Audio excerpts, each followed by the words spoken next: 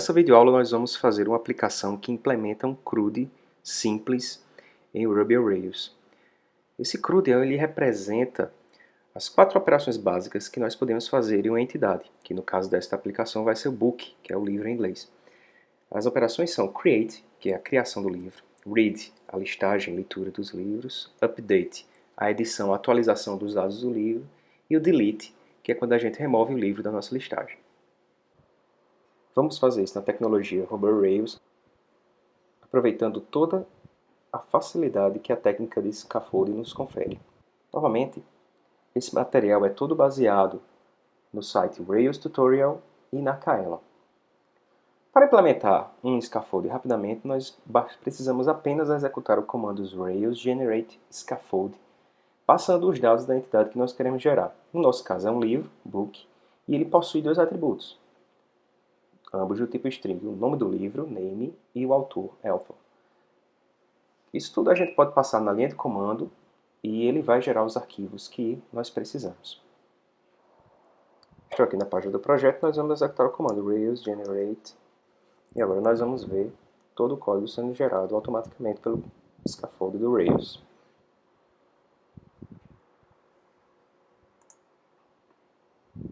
Então está aí o nosso código gerado automaticamente.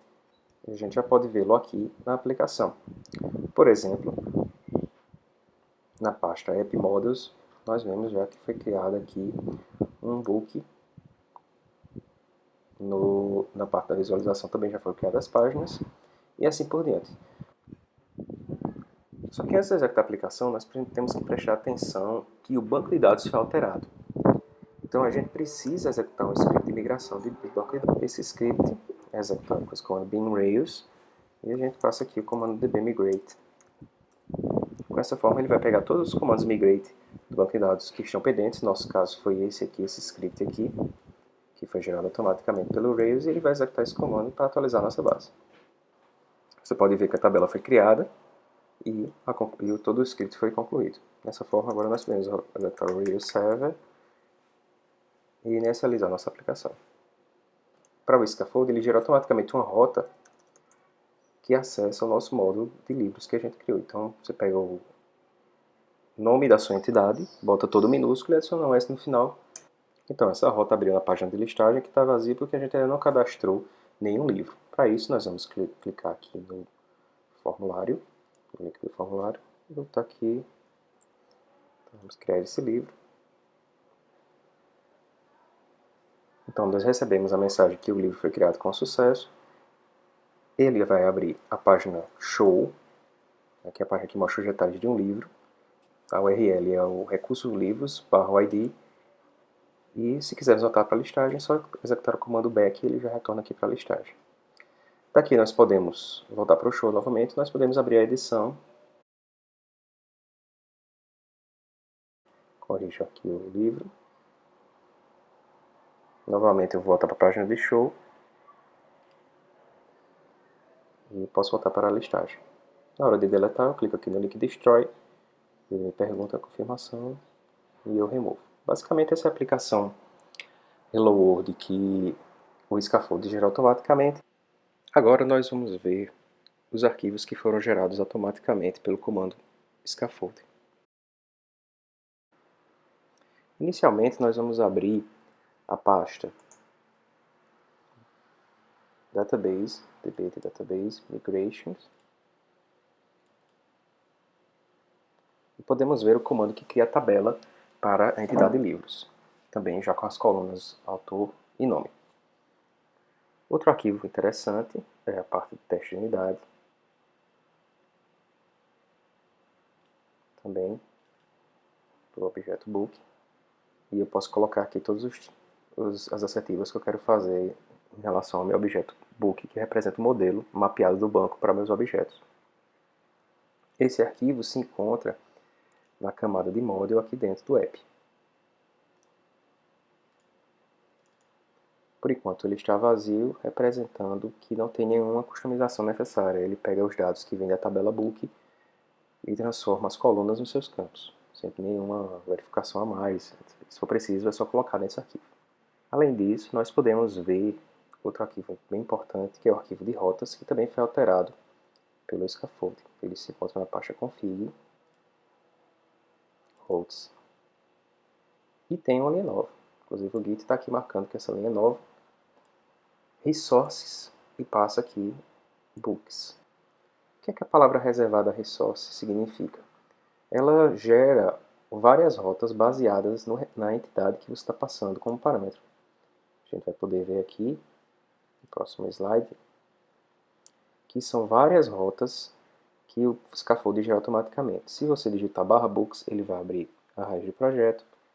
Books /um ID, ele mostra aqueles detalhes daquele livro. O formulário para a criação de novos livros é com /books /new, ele vai abrir a página. E aí a gente começa a entrar no REST. O comando post, na raiz /books vai criar o objeto. O comando patch para fazer update. Antes de fazer esse update, né, quando eu quero fazer ele através de um formulário, eu boto o ID do livro /edit e ele abre um formulário de edição. Por fim, o método delete, como passando o livro, com ID específico, também apaga o livro do banco de dados. Dessa forma, nós podemos ver que a palavra reservada resource gera todas aquelas rotas que estão na tabela mostrada. Isso é uma convenção que o framework Ruby on Rails utiliza. Outro arquivo importante que a gente pode ver é o controlador. Ele tem a resposta para todas as rotas que foram definidas nesse arquivo. Existe um controlador só para livros e ele possui vários métodos.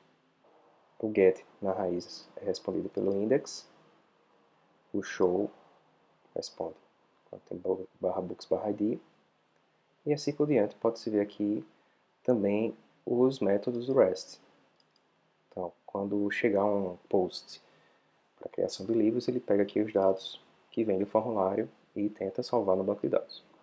Inclusive, ele já retorna aqui na resposta as mensagens de sucesso, caso ele consiga salvar o livro ou atualizar, ou também na remoção. Por fim, gostaria de mostrar a vocês a pasta Books, que foi criada toda automaticamente pela técnica de scaffold. Vamos começar pelo arquivo index, que tem a listagem.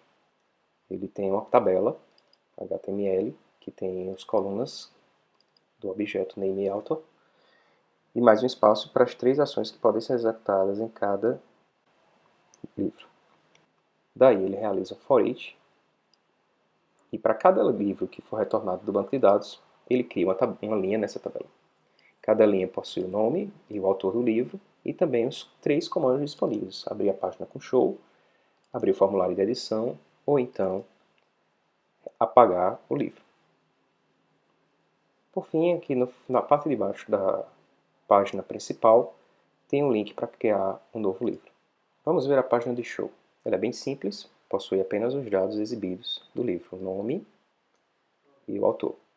E tem os links para editar e voltar para a listagem. A página de criação de um novo livro utiliza uma diretiva para inserir outro arquivo aqui dentro. É esse arquivo form. Isso ele vai, por convenção, adicionar um underscore antes do nome desse nome que foi formado aqui e botar um .html.rb, passando o livro aqui, que na casa da criação, como a gente viu lá no controller, esse livro aqui ele cria vazio. Então, que arquivo é esse? Ele vai abrir este arquivo, formulário. Ele é utilizado tanto na criação como na edição de livros. E possui aqui as diretivas do Ruby on Rails para desenhar os campos para nome e autor do livro, além do botão para submeter o formulário e a parte de visualização de mensagens de erro de validação quando elas ocorrerem. Dessa forma, a gente pode ver aqui no arquivo edit que ele também insere o mesmo formulário. Por fim, vamos ver o arquivo de teste dos controladores, que também é criado automaticamente. Esse arquivo gera uma série de testes padrão para a funcionalidade de CRUD. Essa figura nos ajuda a entender como funciona a aplicação Rails com toda essa estrutura. Ela é bem parecida com a que eu mostrei na primeira videoaula, só que tem mais componentes. O usuário está no navegador e ele envia uma requisição da raiz do CRUD.